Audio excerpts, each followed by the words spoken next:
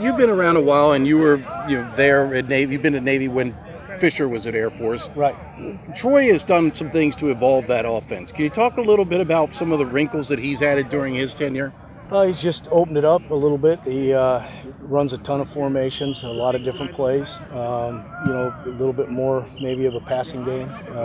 They're really good in protection. I think he's just opened it up a little bit. They do also use a lot of motions. They're always trying to move guys around, run a receiver comes across the formation. I mean, can you talk about that and what's the purpose of? Just to catch you, make you adjust, and make you kind of determine, am I in man, am I in zone, and what are we doing? Some of it's to get angles and numbers. If you don't move correctly, they'll have more people than you have. It's just a lot of the same things our offense does to get numbers and to get angles. So you mentioned that they use a lot of formations. They move guys around and not be in their traditional set a lot. You usually know where their people are going to be. They just use a lot of different formations. You know what I mean? They'll be in the gun. They'll be empty. They'll be in all the option formations that we've seen over the years. They'll be with two backs. They may have three backs stacked. They have a lot of different ways to line up. You typically know where their guys are.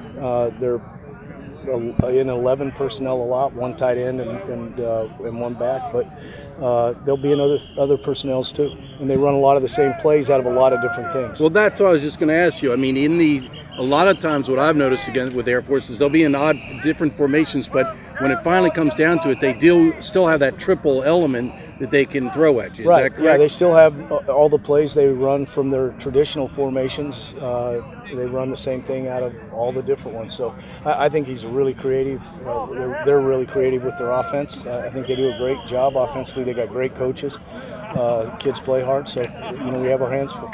So last year, the Romine had a good game, and he lost the job to this Worth-Arian. What are you seeing out of him? I guess he took over as the starter toward the end of last year after Romine got hurt, and he's kept the job. What are you seeing out of that quarterback? Super tough kid. Michigan hit him a bunch, and he just kept getting up and kept throwing, kept running. Got good speed. Just kind of a hard-nosed football player. Reads really well. Runs the offense well. You can tell he's a leader on the field. So I think he's one of the good ones that they've had. McVay, he's hurt Navy in the past. Last year he had a big, long pass for play. He's a big play guy in both the passing and the running game. What do you see out of McVay? He's a guy you got to keep an eye on, don't you? Yeah, they usually have a guy in their offense that they sort of feed the ball to, and he's that guy for them. Over the years, they've had lots of different guys that they found different ways to get him the ball and get him plays, and he's that guy. Right. So, all in all, I mean, you feel comfortable defending everyone. I mean, you know him well. You feel like you got the guys, despite the formations and the sets and the different motions and all that, you got them dialed in? Yeah, I think a lot of the things that they do, we've seen over the last now 4 games. Mm-hmm. I wouldn't want to play them first game out, but over the last 4 or 5 games, we will have seen a lot of the stuff that they do from different people, a little wrinkle here, a little wrinkle there. So we've lined up to most of the stuff, but they're going to have something new. We're going to have to adjust. We're going to have to, you never know what they're going to run. You'll practice all these plays, and they'll come out with something different. So we're going to have to make some quick adjustments and be able to line up and go play. But there's only so many ways you can line him up. Right. So. Well, I watch you out here in practice every day. You almost never miss from any angle, any distance. So I would have bet $1 million that you would not have 2 misses and a block. What do you think's happened? Is it just bad luck or what? Little bad luck here and there. Little just not trusting myself on the field. I come out here and I do it every day. So it's just a matter of having confidence, going out there and doing what I know I can do. Nothing's changing. Right. Now I know the first against Florida Atlantic, that in essence was a made field goal, but it was too high, and we talked about that. But in the end, it was a miss. But then the one at home, the short one, what happened there in your opinion? I just lost focus. Went out there, took a 24-yarder for granted, and I can't do that. Every kick has to be the same kick, go through my progression, go through my cues, and just ultimately trust my technique. Coach Niemann mentioned to me that sometimes the field goal is almost too close, and it's shorter than an extra point in a way. Did they take the penalty last week to try to get it back to give you a little bit better angle? When you're real close and you have to do it from the hash, is that almost a really tough angle to make? No, that was my fault. I wasn't watching the play clock. Oh, okay. No. Well, he came clean. Coach said at the luncheon the other day that with regard to the block, he thought the get-off time was slow. What have you analyzed it? What's your opinion on that? Definitely a little slow.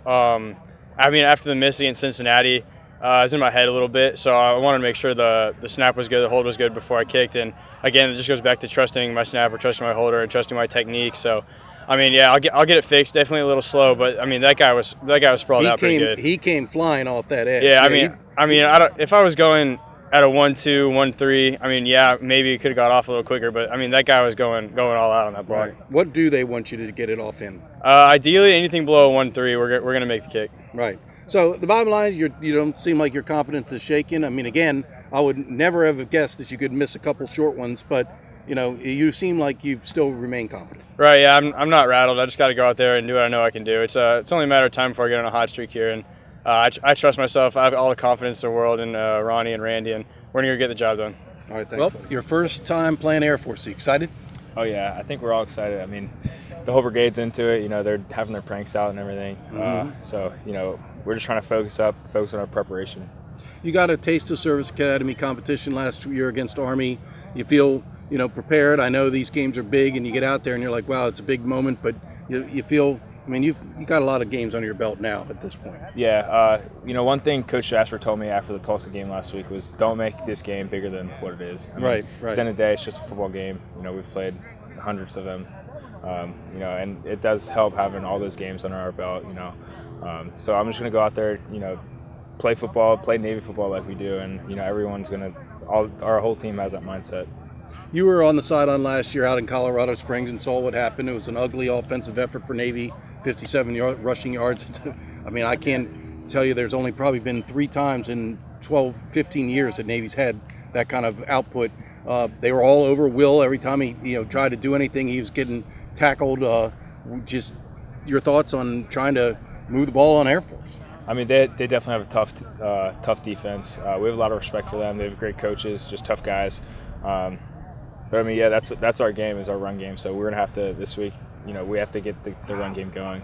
But I think a lot of the things that we did last year we can fix. So this week we're mainly focusing on our preparation. Just get out there. We just got to play our game. Well, I was just saying, I mean, I would imagine that all the guys who were on the team last year and remember what happened, I mean, I would think there's some motivation to try to gain redemption a little bit to come out and move the ball on Air Force. I mean, you don't want that to happen again, what happened last year. Yeah, I mean, Derek Bonner, he had addressed the team the other day, and he said all those guys that were in Colorado last year, they know what it feels like to lose the Air Force. Right. And we don't want to feel that way again, especially in our home turf.